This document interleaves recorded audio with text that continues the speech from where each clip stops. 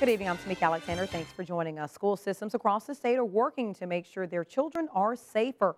One South Alabama school has already installed some security measures. We'll talk about what they're doing in just a moment. But first, in tonight's top story, a look at what Tuscaloosa County is doing for school safety. WVUA's Travis Leader joins us with a look at what options the Tuscaloosa County schools are considering. Travis? Thanks, Tamika. Tuscaloosa County Schools Interim Superintendent Dan Butler is looking at multiple ways to help safeguard the schools. Butler gave an update during tonight's Tuscaloosa County School Board meeting. While county sheriff deputies have a continued presence in the schools, Butler believes officers should remain the only armed security in the county. He says arming school personnel is less practical because they are not as well trained to handle such circumstances. Butler says there needs to be additional security measures. One of his immediate concerns was how easy it was to enter certain school facilities. Since then, visitors now have to be let inside these buildings. They also plan on asking for nearly $500,000 in state funding for certain facility needs, but Butler says it will be difficult to access additional funds. I think it'll be tough. I really do think the state will, I think it will have to be through legislation of some sort. I think the state has every intention to try to help us, but for the greatest part of that, I think it'll come from local funds. Butler says he has no intention of forgetting what happened in Sandy Hook, and he says it's important to tackle the issues as soon as possible. Now, Tamika, other Alabama schools are using new strategies to help safeguard their students and faculty, correct? That's right, Travis. One Alabama school district has come up with a solution. Panic buttons. The devices have been handed out to teachers and staff at Orange Beach Elementary School. They can wear them around their necks or keep them within reach in case of an emergency. According to the Mobile Press Register, when the button is pushed, blue lights go off throughout the school, prompting everyone to go into lockdown mode. And the little boy taken hostage from his Alabama school bus will appear on Dr. Phil. Ethan, who turned 6 just after the rescue, was held hostage in an underground bunker in Midland City for nearly a week. The FBI rescued him in a mission that ended with his hostage taker, Jimmy Lee Dykes, dead. Ethan will appear alongside his mother on the Dr. Phil show this Wednesday. Tuscaloosa County School officials are pleased with recent sales tax revenues. According to Chief Financial Officer Danny Higdon, the county received its highest sales tax revenue totals for the month of January. The county schools will be receiving nearly $2 million from that month's totals. The special 1-cent sales tax is primarily used for construction purposes, such as funding the new Brookwood High School. Higdon says the school system is happy for the record totals, but they want to stay frugal in case of economic downturn. We're very, very conservative on our revenue numbers.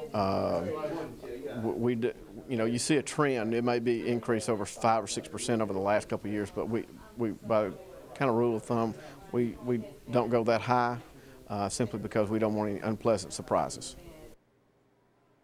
The county schools can use up to 15% of the special 1-cent sales tax for general fund purposes. At least 85% must go to construction purposes. U.S. Senator Richard Shelby made a special stop in Tuscaloosa this morning for the Chamber of Commerce breakfast. Senator Shelby joined Tuscaloosa residents this morning at Hotel Capstone. Shelby celebrated the growth of the University of Alabama and the expansion of Mercedes-Benz. And he hit on the topics of gun control, school safety, and immigration. But issues regarding the economy and our financial state as a country were his main priority. According to Shelby, the answer to fixing our economy is not to raise taxes. I would like to see us do in this country a massive income tax fundamental reform. That would be good, where we could lower taxes. I don't believe anybody ought to pay over 25% of their income in taxes. Nobody. In other news, Pope Benedict XVI surprised the world today by announcing that he is stepping down. The 85-year-old pontiff cited his advanced age as the reason.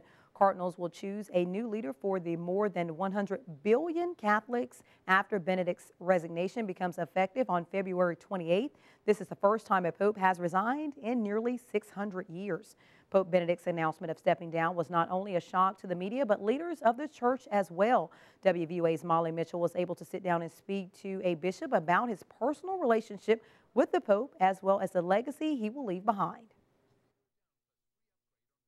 Today of his pending resignation on February the 28th caught the Catholic world completely by surprise. Bishop Baker has known Pope Benedict for some years now. He knew him before he was Pope as Cardinal Ratzinger. First time I met him, I tried a little German with him, and I studied some German, and he just gave me a smile, kind of like, nice try, Baker. I understand English, you know. He didn't say it, but he thought it, I'm sure.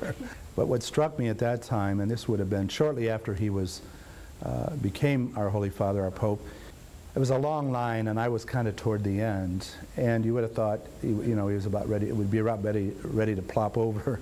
But he was so kind and gracious, and still had a smile on his face when I was coming up there toward the end. So that struck me as, his concern for all of us who took the time to visit him. In the history of the church, only 3 popes have stepped down, and each pope had political reasoning. Benedict XVI is the first to step down for medical reasons. Does it make sense that the Pope would consider doing this? Well, I guess he has to follow the direction of the Spirit in guiding him and making that kind of decision, but it can be done. Reporting from Hoover, Molly Mitchell, WVUA News. In your home team Crime Watch, police need your help identifying 2 suspects who stole from Best Buy. Investigators say the 2 suspects entered Best Buy and went to the computer section of the store. The male suspect unplugged the computer and removed it from the display. He then concealed it while the female suspect attempted to shield him from the other people in the store. Both suspects then left the store with a laptop computer. If you know the identity of the suspects in these photographs, please call Tuscaloosa Crime Stoppers at the number there on your screen, 205-752-STOP, or text TUSC and his location to crimes. If your information leads to an arrest, you will receive a cash reward. At least 15 tornadoes tore through the southeastern U.S. over the weekend. The most damaging of the twisters leveled buildings in Hattiesburg, Mississippi. David Malley spoke with survivors who say one thing saved their lives. Right. But they're just trees. Y'all be careful. Okay, there you go. Joan Stevens and her husband Ray survived the tornado that blackened the skies over Hattiesburg, caught on amateur video. The funnel was one of several tornadoes to batter this part of Mississippi. The Stevens house is in pieces, but they made it out without a scratch. The 2 of you were just right here. And Aggie was right here, our dog. And I just got her under me, and I was laying on her. And we were just literally all right here on the floor and just covered up on each other. It could have been so much worse for so many. 200 houses and 100 apartments were damaged or destroyed. But in the immediate aftermath, there were no deaths. Only 2 were seriously injured. The Stevens credit warning sirens the city installed just 2 years ago. We had been watching television since we got home from church. So you were ready for this? We were ready as ready could be. The National Weather Service says parts of Hattiesburg had up to 30 minutes warning before the tornado touched down. City officials also say the timing of the storm was fortunate. On a Sunday afternoon, the local high school was almost empty when it hit. In the University of Southern Mississippi, one historic building badly damaged had fewer than usual students on campus because of a Mardi Gras holiday. Still, all across the tornado's path, there were countless close calls. Hattiesburg's mayor was one of them. This was all going on in a matter of seconds. Oh, this is seconds. You were running for your life, I was it sounds like. literally for my life. Mayor Johnny Dupree managed to get inside his house just in time. The 100-year-old home and the neighborhood took a beating. Looking at all the damage, is there one thing that really, really hurts today? Here? Here, in your house. No, because we can replace all this. No, I mean, nothing hurts. I mean, not here. I relish in the fact that nobody in Hattiesburg was killed, no fatalities. The rest of this can be replaced. And that was David Madley reporting. And turning now to the weather, let's get a first check on Alabama's home team forecast.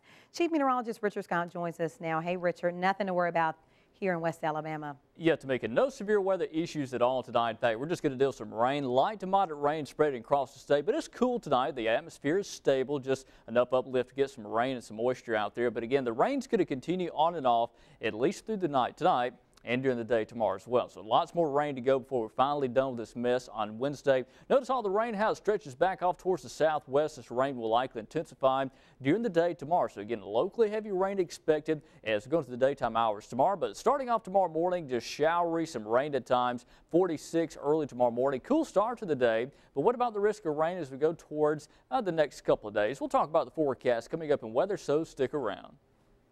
We're learning more about the crash that took the life of a 5-year-old child in Alberta City yesterday. Tuscaloosa police say Jemiah Dudley died from injuries after she was hit by a truck. Police say it happened around 2 o'clock Sunday afternoon at 4th Street and 25th Avenue. Officials say the driver stopped at a stop sign and didn't see anything, so he went forward. A 14-year-old girl was also hit. She told police she thought that the driver stopped for them, so they started walking across the street. The cause of the crash is still under investigation, but no charges are expected to be filed. In Northport, a different crash on Sunday involved a police officer. It happened Sunday afternoon around 2 o'clock at the 2700 block of Lurleen Wallace Boulevard. Lieutenant Tim Sullivan says an officer was responding to a call on shots fired when it crashed with another vehicle. Sullivan said both drivers were taken to DCH Medical Center. Alabama State Troopers are investigating the cause of the crash. There is no information yet on injuries of the driver.